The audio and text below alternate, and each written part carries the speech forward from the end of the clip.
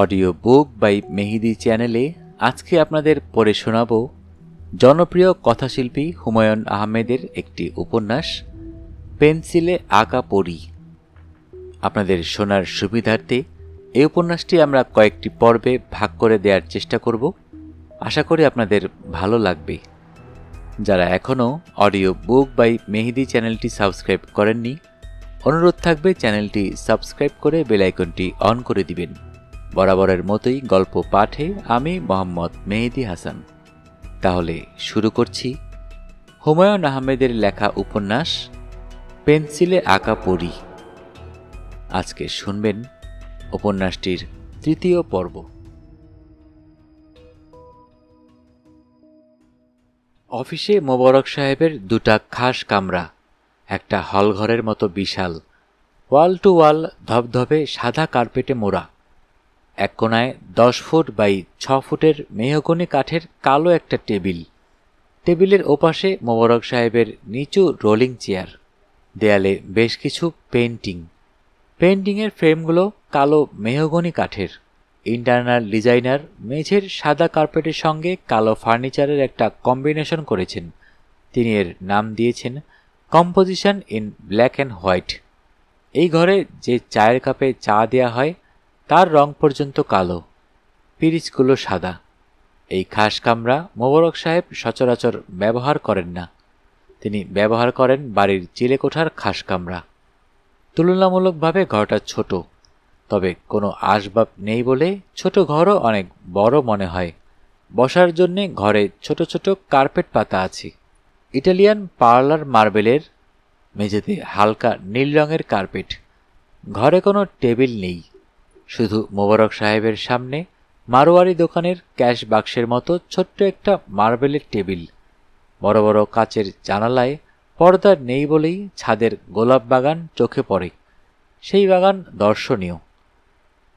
আজমল তরফদার জুতা পায়ে মোবারক সাহেবের এই ঘরে ঢুকে দারুণ অপ্রস্তুত হয়ে গেলেন। মোবারক সাহেব হাসি মুখে বললেন, এত অপ্রস্তুত হবার কিছু নেই, জুতা পায়ে অনেকেই ঢুকে পড়ে। আমি নিজেও কতবার ঢুকেছি।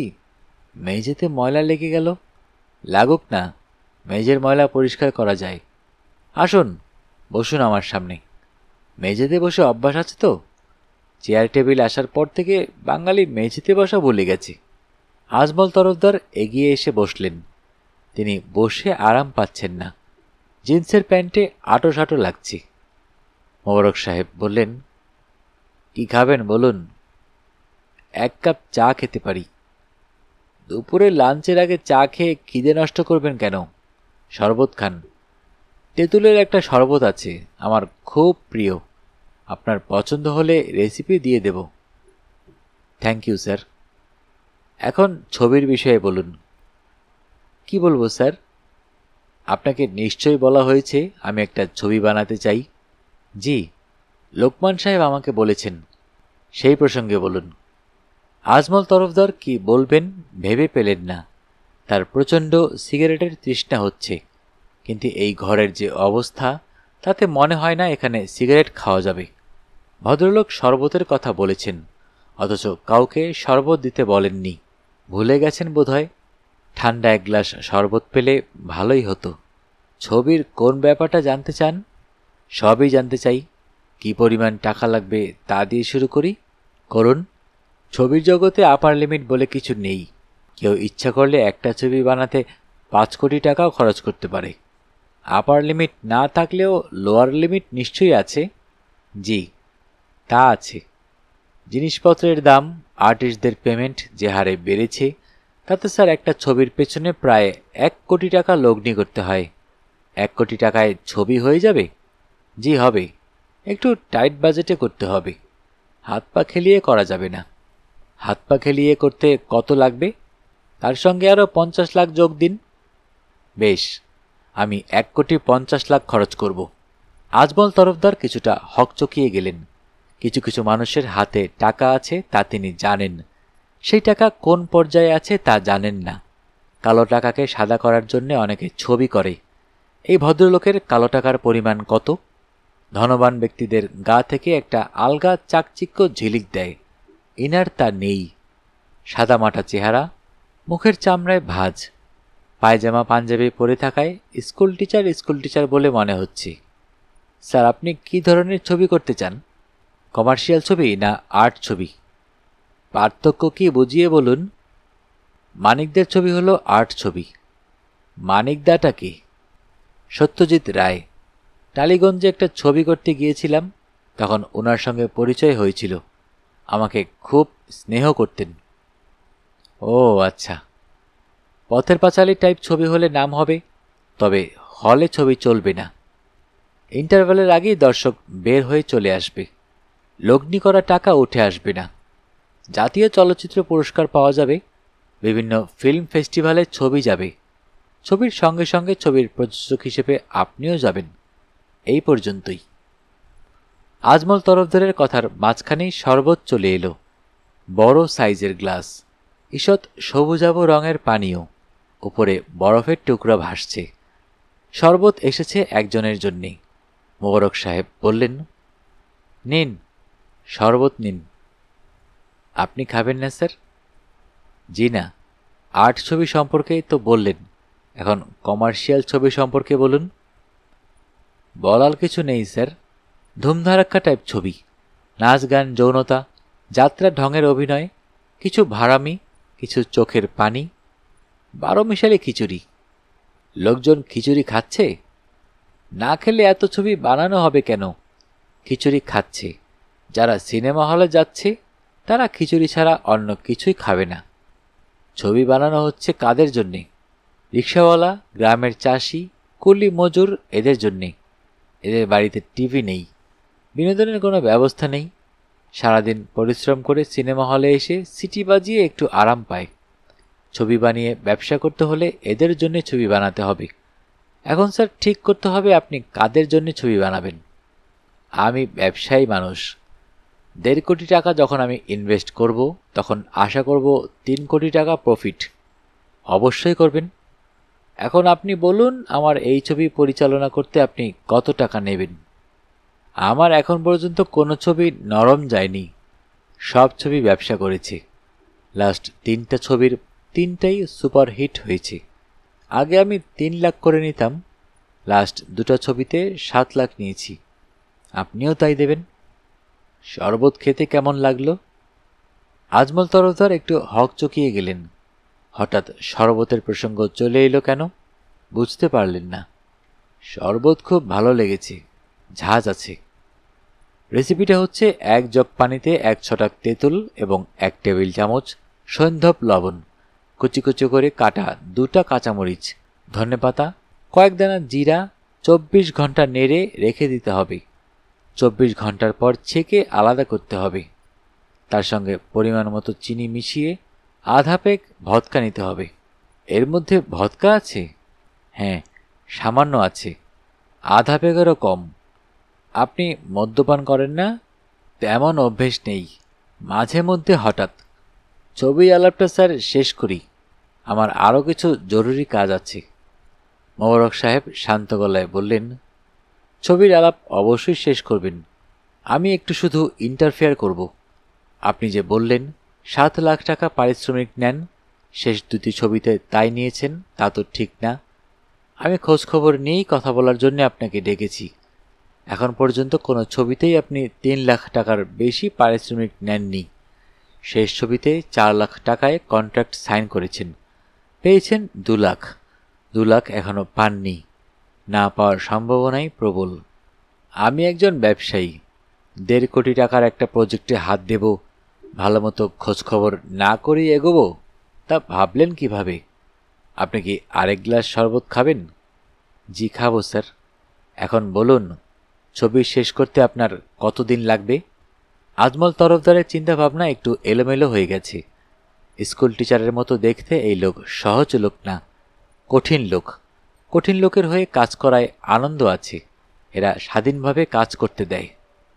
আজমল তরফদার আরেকটা ব্যাপারে অস্বস্তি বোধ করছেন। দ্বিতীয়বার শরবতের কথা তাকে বলা হয়েছে, কিন্তু খবরটা ভেতরে দেয়া হয়নি। তারপরেও আজমল তরফদারের ধারণা যথাসময়ে শরবতের গ্লাস চলে আসবে। যদি আসে তাহলে ধরে নিতে হবে মোবারক হোসেন নামের এই লোক শুধু কঠিন ব্যক্তি না, সূক্ষ্ম চালের ক্ষমতা আছে এমন এক ব্যক্তি। মোবারক সাহেব বললেন, আপনার বোধহয় সিগারেট খাবার অভ্যাস আছে। অভ্যাস থাকলে খেতে পারেন, আমিও মাঝে মধ্যে খাই। তিনি তার সামনে ছোট্ট ডেস্ক টাইপ টেবিলের ড্রয়ার খুলে অ্যাশট্রে বের করে সামনে রাখলেন। আজমল তরফদার ভুরু কুঁচকে ফেললেন। কথাবার্তার ঠিক এই পর্যায়ে ড্রয়ার থেকে অ্যাশট্রে বের করা হবে, এটা কি আগেই ঠিক করা? মোবারক সাহেব একটু ঝুঁকে এসে বললেন, আমি আপনাকে দিয়ে ছবি বানাবো বলে ঠিক করেছি। আপনার রেমুনারেশন হিসেবে আমি 5 লাখ টাকা ভেবে রেখেছি। এই অ্যামাউন্টের টাকার একটা চেক তৈরি আছে। আপনি রাজি থাকলে আজই আপনাকে দিয়ে দেব। পুরোটা একসঙ্গে দিয়ে দেবেন? হ্যাঁ, এবং ছবি যদি সুপারহিট হয় তাহলে আপনাকে আরও 2 লাখ দেওয়া হবে। আপনি কি রাজি আছেন? রাজি আছি। কতদিনে ছবি তৈরি করে দেবেন? আমি 6 মাসে ছবির সেন্সর প্রিন্ট দিয়ে দেব এবং ইনশাল্লাহ ছবি সুপারহিট করব। তবে একটা শর্ত, ছবি আমার মতো করে বানাতে দিতে হবে। তা দেব, শুধু টাকা পয়সা আমার লোকজন হ্যান্ডেল করবে এবং নায়িকা হিসেবে আমার পরিচিত একটি মেয়ে থাকবে। আপনি তাকে চেনেন, আপনার বর্তমান ছবিতে কাজ করছে, রেশমা। রেশমা? হ্যাঁ। আপনি স্যার 1.5 কোটি টাকা খরচ করছেন। ইচ্ছে করলে বর্তমানের সবচেয়ে হিট নায়িকা নিতে পারেন। আমি ওই মেয়েটিকেই নিতে চাচ্ছি। স্যার কিছু মনে করবেন না, ওর চেহারায় গ্ল্যামার নেই। ছবির জগৎটাই হলো গ্ল্যামারের। ফিল্ম লাইনের মেকআপ দিনকে রাত করতে পারে, সামান্য গ্ল্যামার আনতে পারবেন না? সেরকম মেকআপ ম্যান স্যার আমাদের নেই। না থাকলে বাইরে থেকে আনুন, মাদ্রাজ থেকে আনুন, বোম্বে থেকে আনুন, প্রয়োজন মনে করলে হলিউড থেকে আনুন। শরবত চলে এসেছে। আজমল তরফদার অস্বস্তির সঙ্গে শরবতের গ্লাস হাতে নিলেন। তার কাছে মনে হলো পাঞ্জাবি গায়ে বসে থাকা ছোটখাটো মানুষটা আসলে মাকড়সার মতো সূক্ষ্ম জাল ফেলে রাখে। সে জাল চোখে দেখা যায় না, জালে জড়িয়ে পড়ার পরই শুধু জালটা স্পষ্ট হয়। আজমল সাহেব। জি স্যার। এই নিন আপনার চেক। টেবিলের ড্রয়ার থেকে চেক বের হলো। আজমল তরফদার হাত বাড়িয়ে যন্ত্রের মতো চেকটা নিলেন। চাপা গলায় বললেন, আপনার সঙ্গে আমার আবার কবে দেখা হবে? আর দেখা হবে না। আমার লোক আপনার সঙ্গে সার্বক্ষণিক যোগাযোগ রাখবে। যদি বিশেষ কোনো প্রয়োজন পড়ে? প্রয়োজন পড়লে আমি আছি। আমি তো দেশেই থাকি, তবে নানান কাজে ব্যস্ত থাকি। ছবির গল্প কি আমি সিলেক্ট করব? অবশ্যই আপনি করবেন।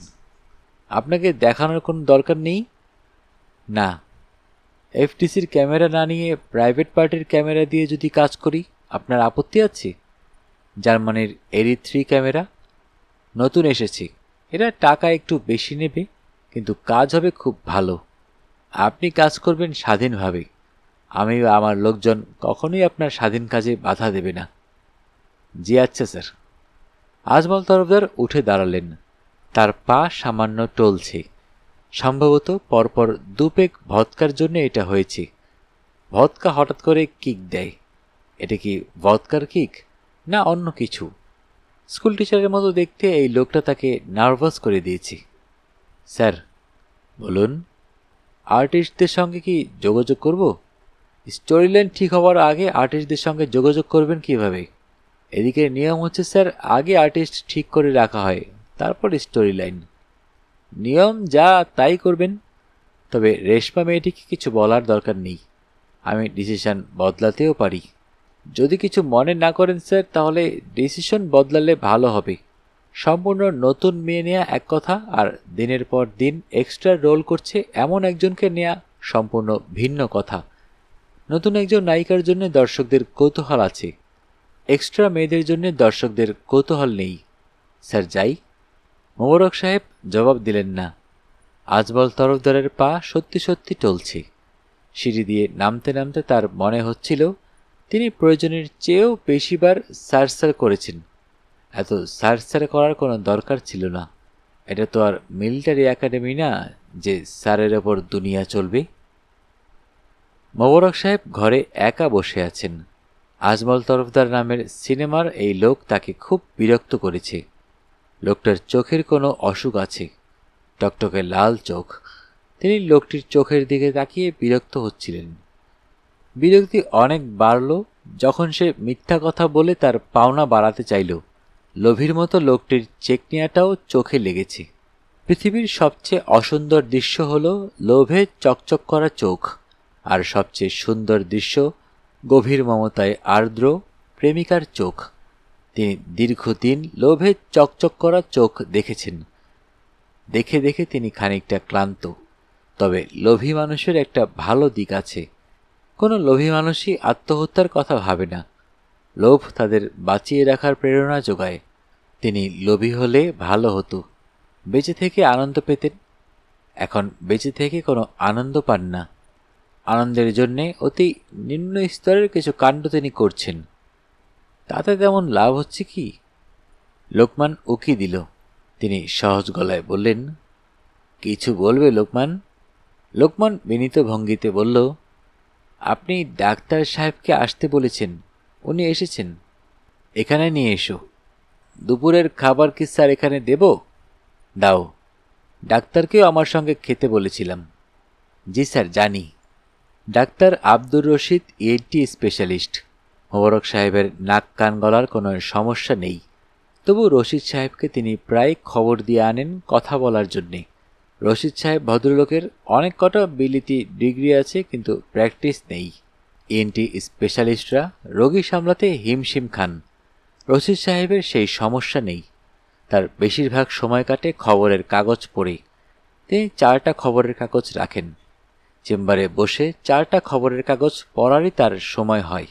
এই মানুষটির বিস্মিত হবার ক্ষমতা অসাধারণ। মোবারক সাহেব মাঝে মধ্যে তাকে খবর দিয়ে আনেন। সামান্য ব্যাপারে ভদ্রলোকে বিস্মিত হতে দেখেন। তার ভালো লাগে। মেডিকেল কলেজের একজন নামী অধ্যাপক, তাকে তো যখন তখন খবর দিয়ে আনা যায় না। অসুখের একটা অজুহাত দাঁড় করিয়ে খবর দিতে হয়। রোগ দেখানোর পর অবিশ্বাস্য অঙ্কের একটা চেক তার হাতে দেয়া হয়। তিনি চেকটা হাতে নিয়ে খানিকক্ষণ খুব হইচই করেছেন কি পত্রিকাওয়ালারা জানলে তো নিউজ করে ফেলবে। অসম্ভব, এই চেক আমি নিতে পারি না। আপনার যদি টাকা বেশি হয়ে থাকে এবং দান করতে যদি কষ্ট হয়, তাহলে দয়া করে টাকাগুলো পুড়িয়ে ফেলুন। আমাকে নষ্ট করবেন না, আমি এমনিতেই নষ্ট। ভদ্রলোক শেষ পর্যন্ত চেকটা নেন এবং ছেলে মানুষের মতো বলে ফেলেন, চেকটা পেয়ে খুব উপকার হয়েছে। প্র্যাকটিস বলতে কিছুই নাই। চেম্বারে একজন অ্যাসিস্ট্যান্ট রেখেছিলাম, 3 মাস বেতন না দেয় চলে গেছে। শুধু হাতে যায়নি, আমার ইনস্ট্রুমেন্ট বক্স নিয়ে পালিয়ে গেছে। 30-35 হাজার টাকা দেবেন ইনস্ট্রুমেন্ট। রশিদ সাহেব ঘরে ঢুকতে ঢুকতে বললেন, মোবারক সাহেব, আবার আপনার কি হলো? ঢোক গিলতে কদিন ধরে সমস্যা হচ্ছে। টনসিলাইটিস নাকি? হাঁ করুন তো। এখনই হাঁ করব না, খানিক্ষণ গল্পগুজব করুন, তারপর হাঁ করি। আরে সর্বনাশ, এগুলো কি গোলাপ নাকি? আপনি করেছেন কি? ছাদে দেখি একেবারে আগুন লাগিয়ে ফেলেছেন। 2 মিনিট সময় দিন, আমি একটু বাগানটা দেখে আসি। রশিদ সাহেব গভীর আনন্দে গোলাপ দেখে বেড়ান। মোবারক সাহেব তাকিয়ে থাকেন তার দিকে। তাকিয়ে থাকতে ভালো লাগে। রশিদ সাহেবকে তিনি ব্যবহার করেন, ঠিক একইভাবে তিনি আরও অনেককে ব্যবহার করেন, কিন্তু তারপরেও তার কিছুই ভালো লাগে না। পরপর 2 বার তিনি 3 তলার বারান্দা থেকে নিচে লাফিয়ে পড়তে গিয়ে পড়েননি। আরও একবার এরকম হলে কিন্তু সেইবার তিনি হয়তো সত্যি সত্যি লাফিয়ে পড়বেন। জীবনের বৈচিত্র্যের জন্য টেপির মতো মেয়েদের তিনি মাঝে মাঝে নিয়ে আসেন। তাদের কেউ কেউ অদ্ভুত সব কাণ্ড করে। কিছুক্ষণের জন্য জীবনটা ইন্টারেস্টিং মনে হয়।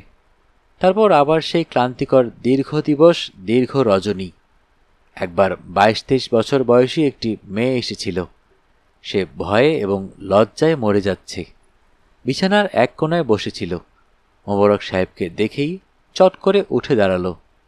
হড়বড় করে বলল, আমি ঠান্ডা সহ্য করতে পারি না, আমি কিন্তু কাপড় খুলব না। সেদিন তিনি প্রাণ খুলে হেসেছিলেন। মেয়েটিকে কাপড় খুলতে হয়নি। তিনি তাকে কফি বানিয়ে খাইয়েছেন।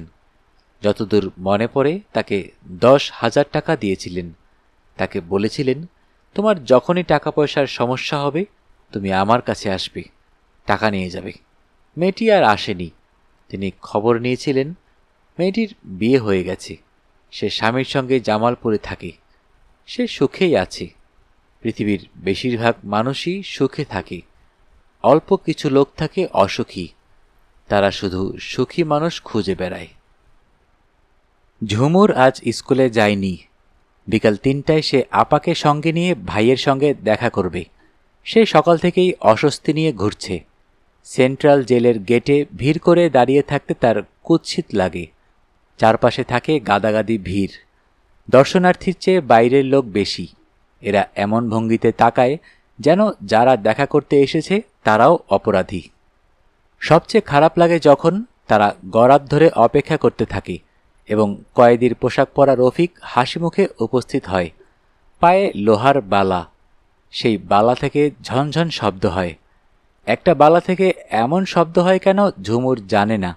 ভাইয়াকে জিজ্ঞেস করতে ইচ্ছা করে, প্রশ্নটা হাস্যকর হবে ভেবে কখনো জিজ্ঞেস করা হয় না। প্রতিবারই রফিককে অন্যরকম লাগে। শেষবার দেখা করতে গিয়ে ঝুমুর একটা ধাক্কা খেল। রফিকের মুখ ভর্তি দাড়ি, দেখে মনে হয় মাদ্রাসার বাচ্চা মাওলানা। আজ গিয়ে কি দেখবে কে জানে। ঝুমুরের যেতে ইচ্ছা করছে না, তবু সে যাবে। সে না গেলে আপাকে একা একা যেতে হবে। বেচারি সব কিছু একা করবে তা কি হয়?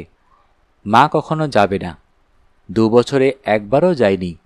মাসে একটা চিঠি লেখা যায়, সেই চিঠিও লিখবে না। শাহেদা রান্নাঘরে থালা বাসন ধুচ্ছিলেন। ঝুমুর এসে তার পাশে বসল। শাহেদা বললেন, কি হয়েছে? ঝুমুর বলল, জ্বর জ্বর লাগছে মা, শুয়ে থাক। ঝুমুর ছোট্ট নিঃশ্বাস ফেলল। তার ধারণা পৃথিবীর সব মা জ্বর জ্বর লাগছে এই বাক্য শোনার পর সন্তানের কপালে হাত দিয়ে জ্বর দেখবে। শুধু তার মা শুকনো গলায় বলবে, শুয়ে থাক। ভাইয়ার জন্য কিছু রেঁধে রেঁধে দেবে? কি রাঁধব? পায়েস বা এই জাতীয় কিছু। সবাই খাবার টাবার নিয়ে যায়, আমরা শুধু যাই খালি হাতে। তোদের কিছু নিতে ইচ্ছে করলে নিজেরা রেঁধে নিয়ে যা।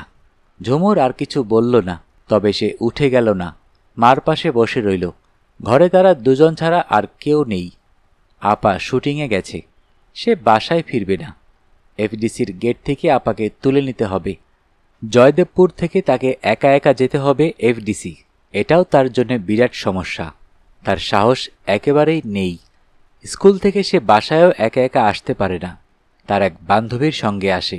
সেই বান্ধবী তাকে তাদের বাসার গেট পর্যন্ত দিয়ে তারপর তার বাসায় যায়। আজ একা একা এফডিসি পর্যন্ত কি করে যাবে কে জানে। যাওয়া অবশ্য খুব সোজা। ফার্মগেটে বাস থেকে নেমে একটা রিক্সা নিতে হবে। 5 টাকা নেবে রিক্সা ভাড়া। আপা কখনো রিক্সা নেয় না। বাস থেকে নেমে সে হেঁটে হেঁটে যায়, তার পক্ষে সম্ভব না। তাকে উপায় না থাকলেও 5 টাকা খরচ করতে হবে। মা, একা একা এফডিসির গেট পর্যন্ত যাব কিভাবে? মিতু যেভাবে যায় তুইও সেভাবে যাবি। তোর জন্যে চৌকিদার পাবো কোথায়? মবিন ভাইকে বলবো আমাকে পৌঁছে দিতে? না, অসুবিধা তো কিছু নেই, ওনার যদি কাজ না থাকে। তোর যাবার দরকার নেই, তোর আপা একাই যাবে। মবিন ভাইকে তুমি এত অপছন্দ করো কেন? পছন্দ অপছন্দের ব্যাপার না, শুধু শুধু বাইরের একটা মানুষকে বিরক্ত করবি কেন? উনি বাইরের মানুষ না, 2 দিন পর বিয়ে হচ্ছে আপার সঙ্গে, যখন হবে তখন দেখা যাবে। ঝুমুরকে রান্নাঘরে রেখে তিনি উঠে গেলেন। বালতিতে কাপড় ভেজানো আছে, কাপড় ধুবেন। ঝুমুর একা একা বসে রইল। তার এখন ইচ্ছা করছে কলঘরে মার পাশে গিয়ে বসতে। সে একা একা বেশিক্ষণ থাকতে পারে না। হঠাৎ ঝুমুরের মনে হলো তার যখন বিয়ে হবে তখন তার স্বামী বেচারা খুব ঝামেলায় পড়বে। সারাক্ষণ সে স্বামীর সঙ্গে থাকবে। কে জানে, সে হয়তো অফিসেও চলে যাবে। স্বামী কাজ করছে, সে তার সামনের চেয়ারে চুপচাপ বসে আছে। ঝুমুরের এইসব ভাবতে খুব লজ্জা লাগছে, আবার না ভেবেও পারছে না। ইদানিং সে এইসব ব্যাপার নিয়ে খুব ভাবে। সে যখন একা থাকে শুধু যে তখন ভাবে তা না, যখন অনেকের সঙ্গে থাকে তখনও ভাবে। সবচেয়ে বেশি ভাবে ক্লাসে। আপা অঙ্ক করাচ্ছেন, সবাই বোর্ড থেকে অঙ্ক টুকছে আর সে ভাবছে অন্য কিছু। সে অন্য কিছু মানে খারাপ কিছু না, আবার খারাপও। যেমন আপা যখন অঙ্ক করাছিলেন তখন সে ভাবছে না, পরিষ্কার চোখের সামনে দেখছে লাল রঙের একটা গাড়ি স্কুলে ঢুকলো। গাড়ি থেকে একজন নামলো। তার পরনে ধবধবে সাদা প্যান্ট, গায়ে চকলেট রঙের হাওয়াই শার্ট। শার্টের রংটা কটকট করে চোখে লাগছে। তাকে দেখেই সে বের হয়ে আসছে। অঙ্ক অবাক কঠিন গলায় বললেন, এই ঝুমুর, কোথায় যাচ্ছ? সে লজ্জিত গলায় বলল, আমার হাজবেন্ড আমাকে নিতে এসেছে আপা। ও আচ্ছা, যাও। তুমি কিন্তু খুব ক্লাস মিস দিচ্ছ, না গেলে ও খুব রাগ করবে। আচ্ছা যাও, ওনাকে বলবে স্ত্রীর পড়াশোনার দিকে লক্ষ্য রাখতে হবে, শুধু সঙ্গে নিয়ে ঘুরলে হবে না। জি আপা, বলবো। সে বের হয়ে হন হন করে গাড়ির দিকে এগুলো। তারপর বিরক্ত গলায় বলল, আচ্ছা, তোমাকে কতবার না বলেছি চকলেট কালারের এই শার্টটা পরবে না, তারপরেও পরেছ। হাতের কাছে পেয়েছি পরে চলে এসেছি। তুমি এই শার্ট গায়ে দিয়ে থাকলে আমি কোথাও যাব না। তাহলে শার্ট খুলে ফেলি, শার্টের নিচে স্যান্ডো গেঞ্জি আছে, স্যান্ডো গেঞ্জি পরা থাকলে যাবে। আবার ঠাট্টা করছো? ঝুমুরের চোখে পানি এসে গেছে। সে সবার ঠাট্টা সহ্য করতে পারে, এই মানুষটার ঠাট্টা সহ্য করতে পারে না। ঝুমুরের চোখে পানি দেখে সে লজ্জিত ভঙ্গিতে এসে তার হাত ধরল।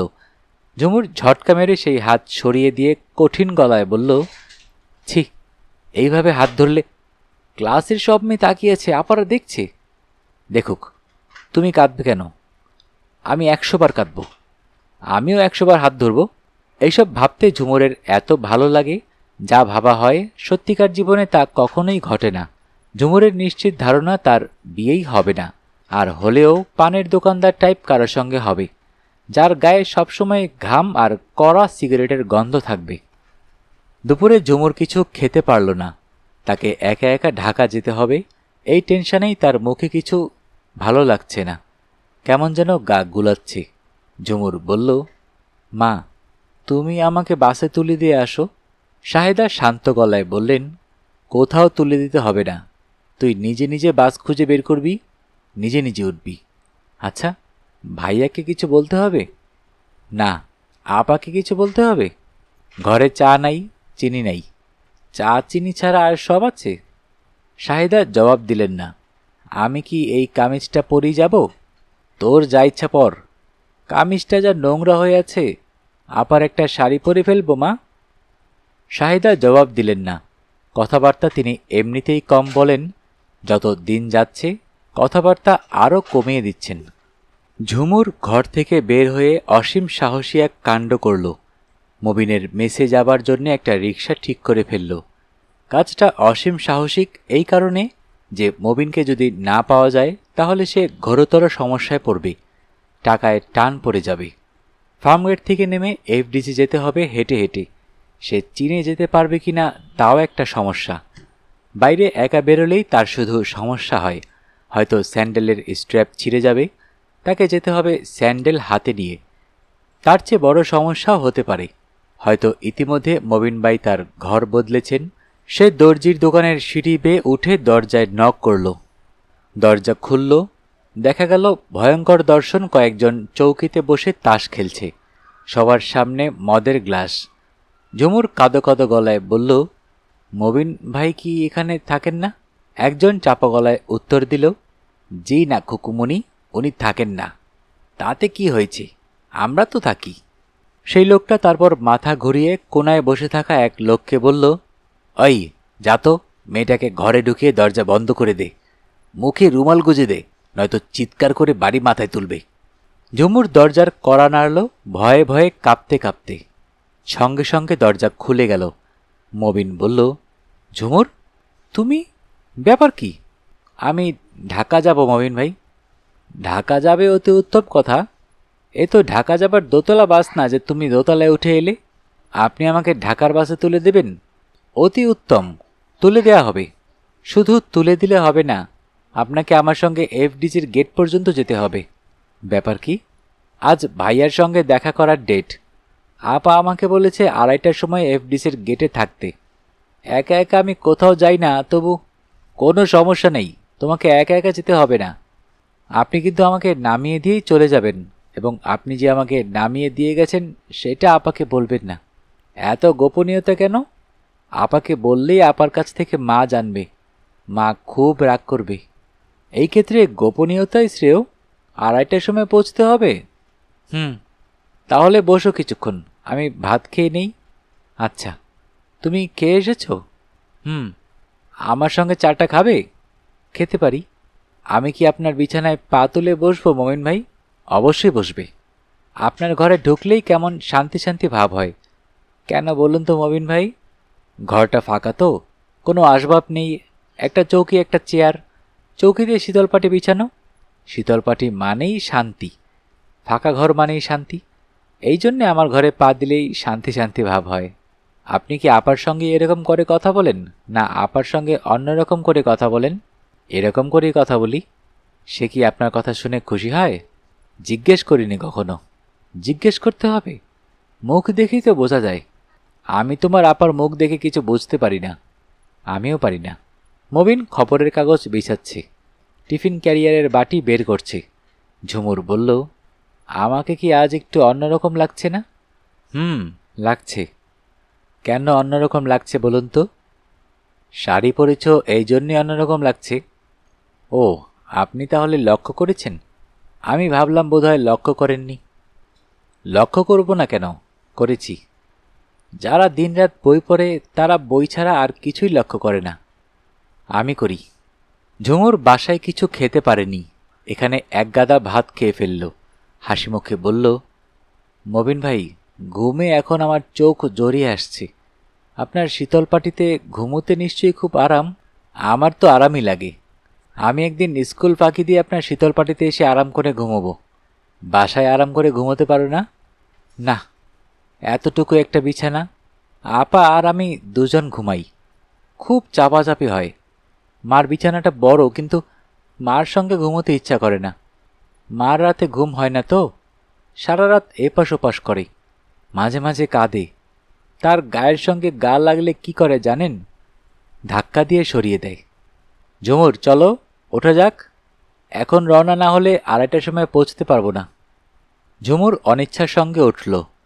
মবিন ভাইয়ের সঙ্গে কথা বলতে তার সব সময়ই ভালো লাগে। আজ অন্য দিনের চেয়েও ভালো লাগছে। মবিন ভাই, আপনাদের বিয়ে কবে হবে? বুঝতে পারছি না।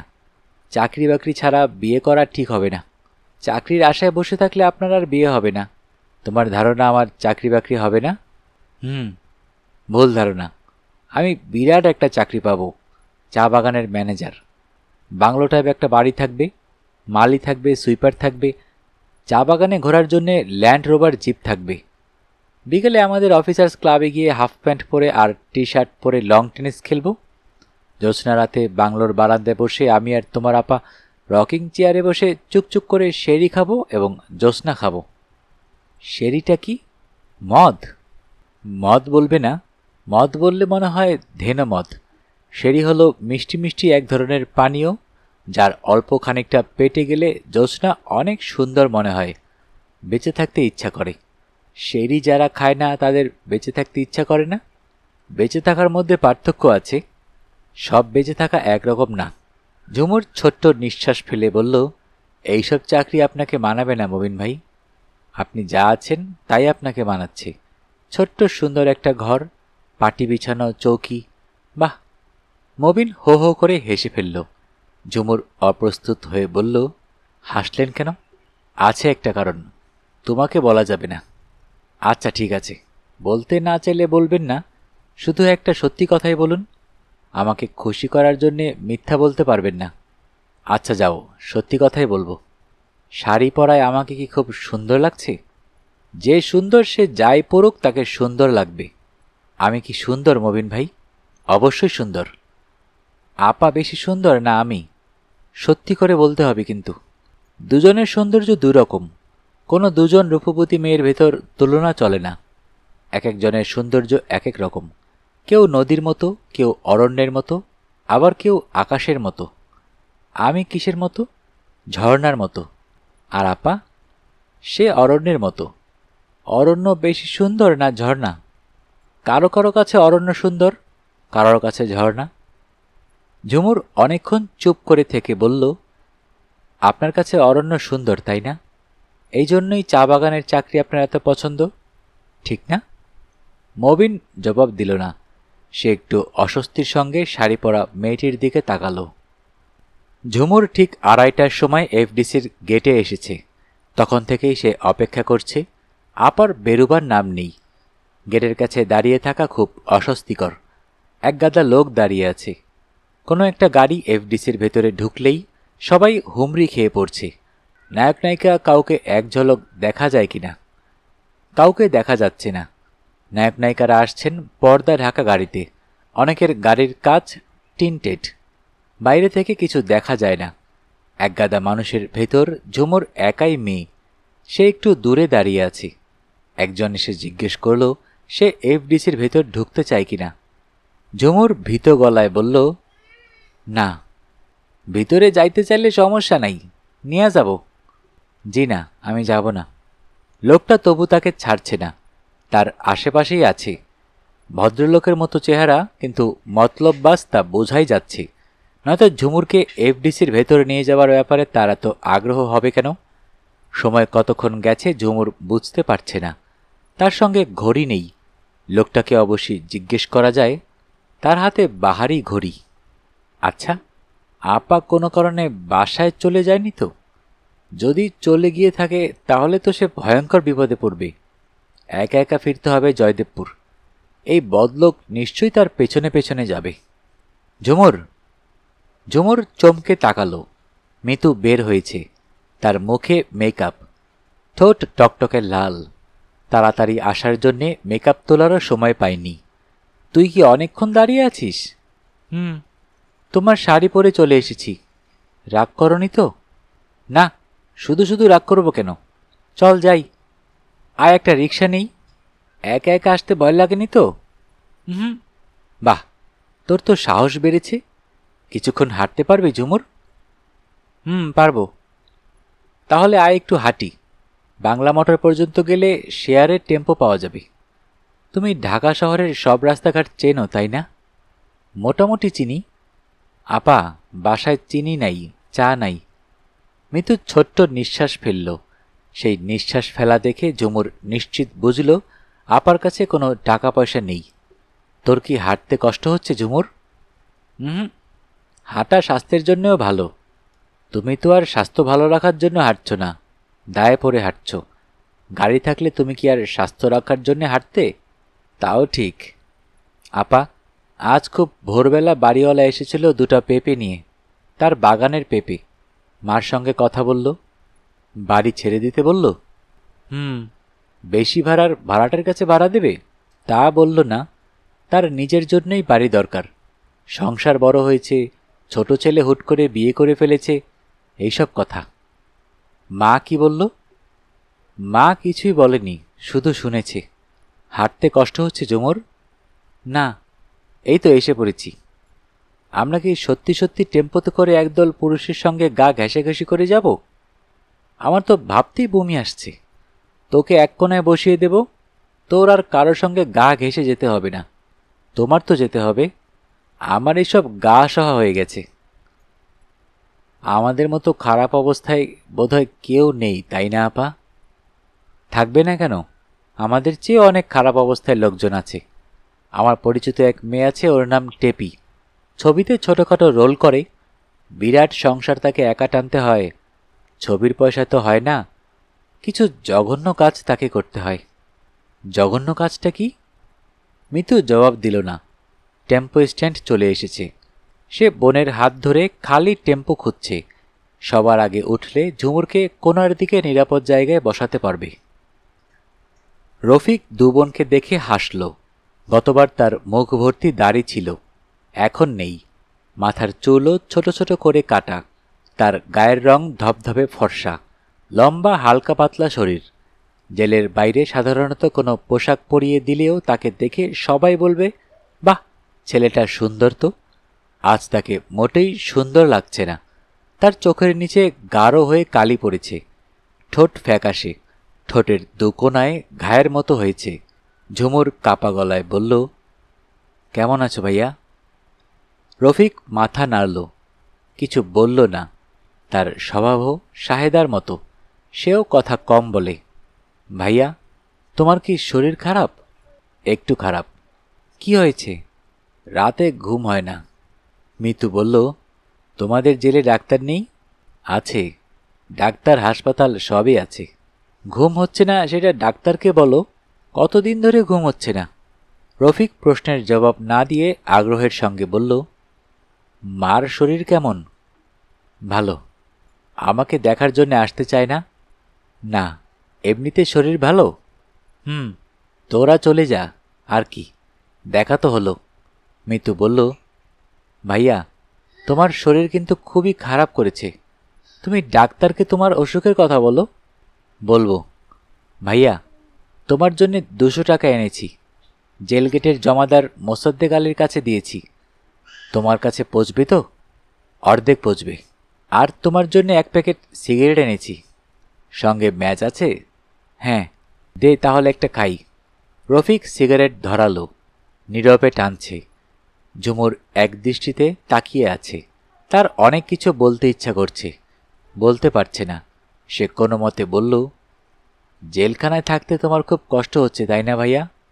রফিক সিগারেটে লম্বা টান দিয়ে ধোঁয়া ছাড়তে ছাড়তে বলল, না, কষ্ট আর কি। মানুষ খুন করে জেলে আছি, ঠিকই তো আছে। অনেকে কোনো অপরাধ না করে খুনের দায়ে যাবজ্জীবন জেল খাটছে, কষ্ট তাদের। তোরা চলে যা, মাকে একবার ভুলে ভালে নিয়ে আসিস। ওনার বয়স হচ্ছে, হুট করে কোন দিন মরে যাবে, আর দেখা হবে না। মিতু বলল, পরের বার যখন আসি নিয়ে আসব। ভাইয়া, এখন আমরা যাই? আচ্ছা যা। ঝুমুর, 6 মাসে এত বড় হয়ে গেলি কিভাবে? ঝুমুর লজ্জিত গলায় বলল, আমি বেশি বড় হইনি ভাইয়া, শাড়ি পরেছি এই জন্যে বড় লাগছে। মা যদি আমার কথা জানতে চায় তাহলে বলিস আমি ভালোই আছি, রাতে ঘুম হচ্ছে না, এইসব বলার দরকার নেই। ফেরার পথে তারা মোটামুটি ফাঁকা বাস পেয়ে গেল। ঝুমুর জানালার পাশে বসেছে, একটু পরপর চোখ মুছছে। ভাইয়াকে দেখে ফেরার পথে সব সময় সে এরকম কাঁদে। প্রতিবারই ভাবে সেও মার মতো হয়ে যাবে, কখনো দেখতে যাবে না, কখনো না। শুনতে শুনতে শেষ হয়ে গেল আমাদের আজকের গল্প। যারা এখনও অডিও বুক বাই মেহেদি চ্যানেলটি সাবস্ক্রাইব করেননি, অনুরোধ থাকবে চ্যানেলটি সাবস্ক্রাইব করে বেল আইকনটি অন করে দিবেন। সবাই ভালো থাকবেন, সুস্থ থাকবেন এবং বেশি বেশি করে বই পড়বেন, কারণ বইয়ের চেয়ে ভালো বন্ধু আর হয় না।